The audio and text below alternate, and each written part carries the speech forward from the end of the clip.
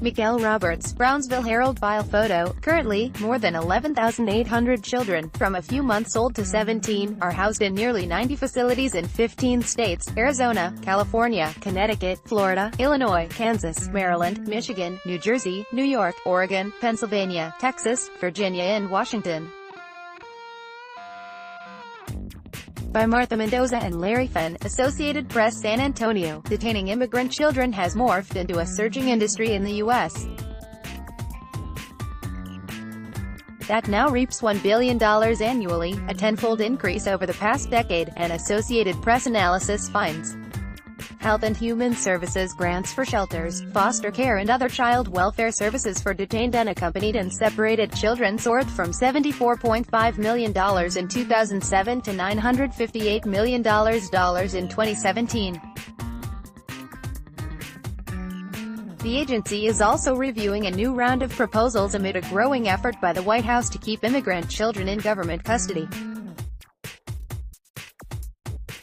Ad choice advertising and Red invented by Tees. Start your day with the news you need from the Bay Area and beyond. Sign up for our Morning Report weekday newsletter.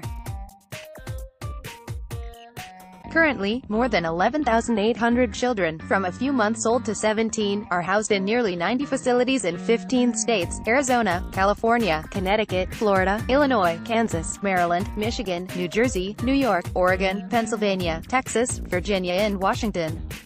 They are being held while their parents await immigration proceedings or, if the children arrived unaccompanied, are reviewed for possible asylum themselves.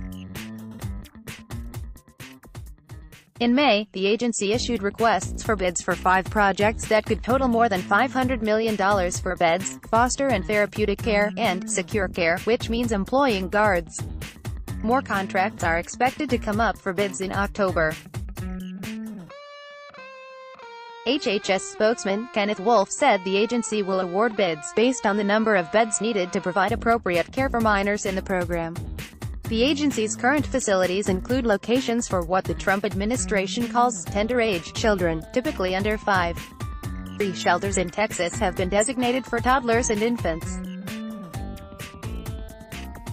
Others, including in tents in Tornillo, Texas, and a tent and building temporary shelter in Homestead, Florida, or housing older teens. Over the past decade, by far the largest recipients of taxpayer money have been Southwest Key and Baptist Child. From 2008 to date, Southwest Key has received $1.39 billion in grant funding to operate shelters. Baptist Child, a Texas-based organization called International Educational Services, also was a big recipient, landing more than $72 million in the last fiscal year before folding amid a series of complaints about the conditions in its shelters. The recipients of the money run the gamut from nonprofits, religious organizations and for-profit entities. The organizations originally concentrated on housing and detaining at-risk youth but shifted their focus to immigrants when tens of thousands of Central American children started arriving at the U.S.-Mexico border in recent years. They are essentially government contractors for the Health and Human Services Department, the federal agency that administers the program keeping immigrant children in custody.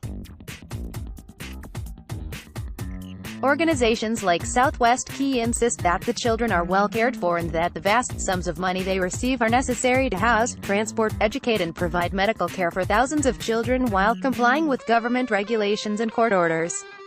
The recent uproar surrounding separated families at the border has placed the locations at the center of the controversy. A former Walmart in Texas is now a Southwest Key facility that's believed to be the biggest child immigrant facility in the country, and First Lady Melania Trump visited another Southwest Key location in Phoenix. Advocates on both sides of the aisle criticize the growing number of kids housed in government shelters, but they have different reasons, and they blame each other. You can't put a child in a prison. You cannot. It's immoral, said Senator Kirsten Gillibrand, a New York Democrat who has been visiting shelters. Gillibrand said the shelters will continue to expand because no system is in place to reunite families separated at the border. These are real concerns that the administration has not thought through at all, she said.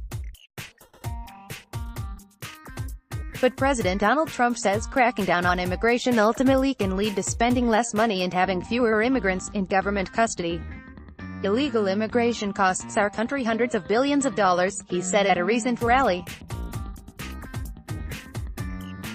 So imagine if we could spend that money to help bring opportunity to our inner cities and our rural communities and our roads and our highways and our schools. In April, Attorney General Jeff Sessions announced a zero-tolerance policy, directing authorities to arrest, jail and prosecute anyone illegally crossing the border, including people seeking asylum and without previous offenses. As a result, more than 2,300 children were turned over to HHS. In a recently released report, the State Department decried the general principle of holding children in shelters, saying it makes them inherently vulnerable. Removal of a child from the family should only be considered as a temporary, last resort, the report said. Studies have found that both private and government-run residential institutions for children, or places such as orphanages and psychiatric wards that do not offer a family-based setting, cannot replicate the emotional companionship and attention found in family environments that are prerequisites to healthy cognitive development.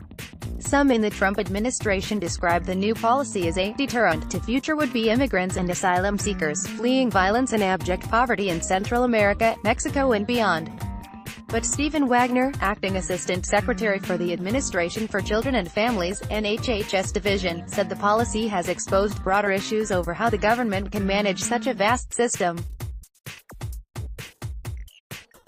It was never intended to be a foster care system with more than 10,000 children in custody at an immediate cost to the federal taxpayer of over $1 billion per year, Wagner said in a statement. The longer a child is in government custody, the potential for emotional and physical damage grows, said Dr. Colleen Kraft, president of the American Academy of Pediatrics. The foundational relationship between a parent and child is what sets the stage for that child's brain development, for their learning, for their child health, for their adult health, Kraft said. And you could have the nicest facility with the nicest equipment and toys and games, but if you don't have that parent, if you don't have that caring adult that can buffer the stress that these kids feel, then you're taking away basic science of what we know helps pediatrics. A judge in California has ordered authorities to reunite separated families within 30 days, and the government has completed more than 50 of the reunions of children under 5 by Thursday. AD Quality Auto 360p 720p 1080p. You might also like 1 o'clock. Toshiba harnesses the power of tech for a better. Toshiba APAC. Germany's June of discontent. Mercedes. Straits Times. Germany can extradite deposed Catalan leader Carles. Straits Times access over 700 VIP airport lounges worldwide and get HSBC Bank Air conditioning now finally affordable thanks to newthingstoday.com. 5 young Asian royals to follow on Instagram. Singapore Tatler.com. Firefighter said happens after girl run over at MercuryNews.com. Katie Holmes trials fighting reports about a Jamie. MercuryNews.com. Ask Amy, we're 40 years married, and now she becomes a MercuryNews.com recommended by